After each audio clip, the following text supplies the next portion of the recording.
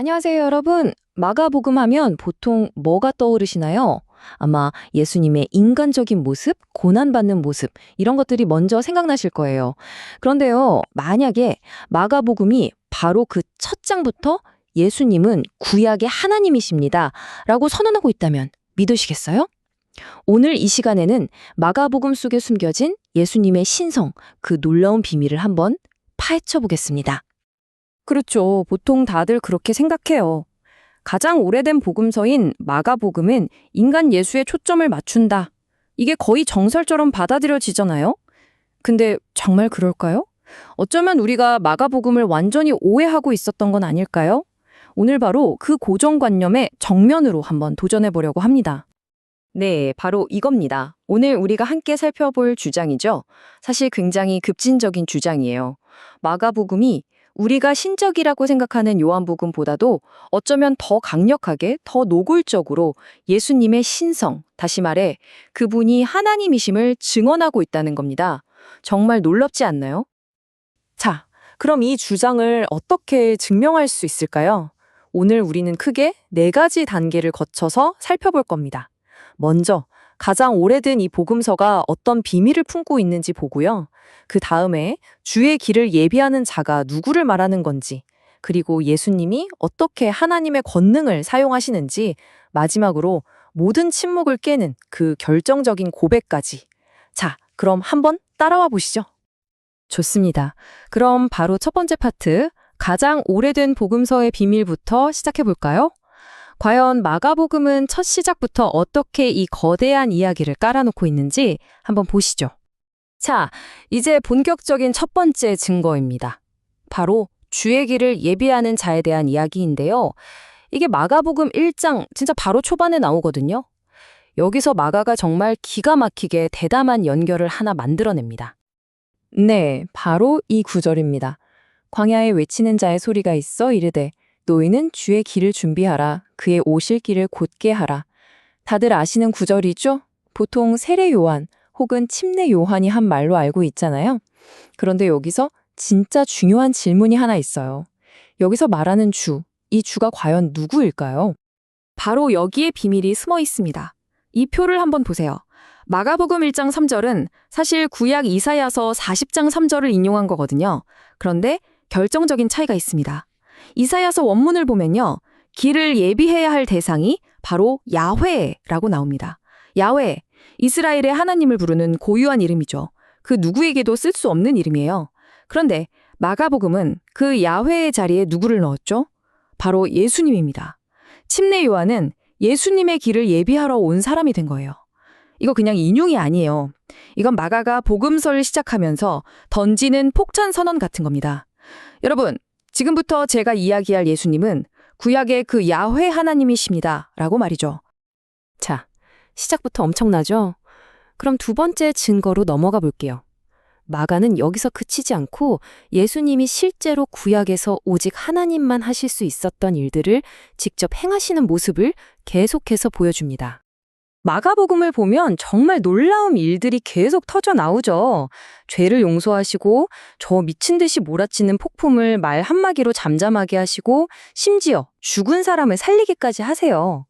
그런데요, 마가가 하고 싶은 얘기는 그냥 와, 예수님이 대단한 기적을 행하셨다. 이게 아니에요.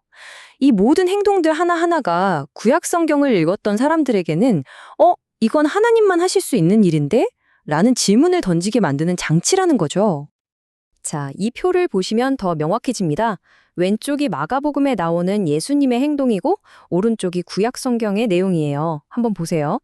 예수님이 죄를 용서하시니까 사람들이 뭐라고 하죠? 아니, 하나님 말고 누가 죄를 용서해? 이건 신성모독이야. 라고 바로 반응하잖아요. 또 예수님이 폭풍을 잠재우시니까 제자들이 두려워하죠? 왜? 시편에 보면 폭풍을 잠잠케 하시는 분은 오직 야훼, 하나님이시거든요. 바다 위를 걷는 것도 마찬가지예요. 욥기에 보면 오직 하나님만이 바다의 파도를 밟으신다고 되어 있어요. 마가는 지금 계속해서 묻고 있는 겁니다. 자, 이 사람이 누구인 것 같습니까? 그리고 죽은 사람을 살리는 장면은 정말 그 차이가 극명하게 드러나요. 구약에 보면 엘리야 같은 위대한 선지자도 죽은 아이를 살릴 때 어떻게 하죠? 아이 위에 엎드려서 하나님, 제발 이 아이의 생명을 돌려주세요 하고 간절히 부르짖습니다. 기도를 하죠. 그런데 마가복음 5장에 나오는 예수님은 어떠신가요? 기도하지 않아요. 그냥 죽은 소녀에게 다가가서 소녀야, 일어나라 하고 명령하십니다. 자신의 권위로요. 이 차이 느껴지시나요? 이건 정말 엄청난 차이입니다. 자, 이렇게 차곡차곡 쌓아올린 증거들이 마침내 하나의 절정을 향해 달려갑니다. 바로 예수님의 재판 장면인데요. 여기서 드디어 예수님께서 직접 그 모든 침묵을 깨고 자신의 정체를 밝히십니다. 무대는 마가복음 14장 이스라엘의 최고 종교 지도자인 대제사장 앞입니다. 모든 긴장감이 최고조에 달한 바로 그 순간이죠. 수많은 암시와 기적 끝에 드디어 예수님께서 직접 입을 여십니다.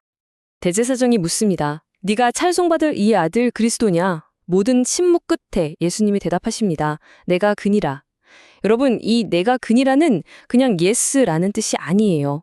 이건 구약 성경에서 하나님이 모세에게 자신을 나타내실 때 썼던 바로 그 표현, 나는 스스로 있는 자니라, I am who I am과 직접적으로 연결되는 신적인 자기 선언입니다.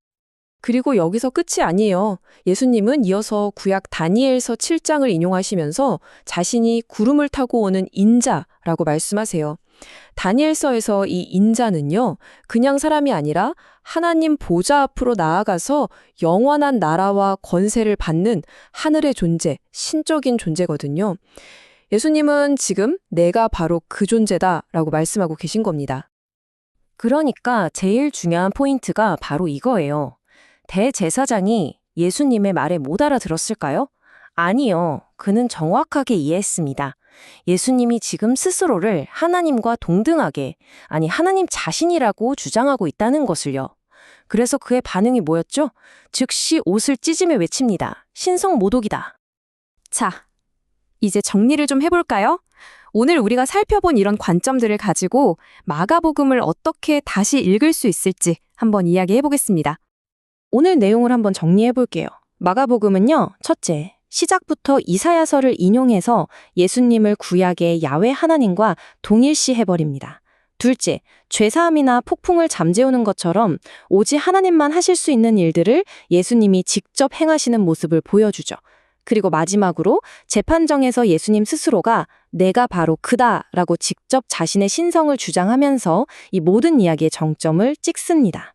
이 모든 게 우연이 아니라 아주 치밀하게 짜인 기조라는 거죠. 그래서 마지막으로 여러분께 이 질문을 한번 드리고 싶습니다.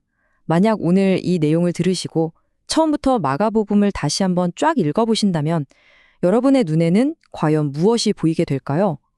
그저 인간적인 고난을 겪는 예수가 아니라 그 모든 순간 속에서 자신의 하나님 되심을 드러내고 계시는 그분이 보이지 않을까요? 지금까지 함께 해주셔서 정말 감사합니다.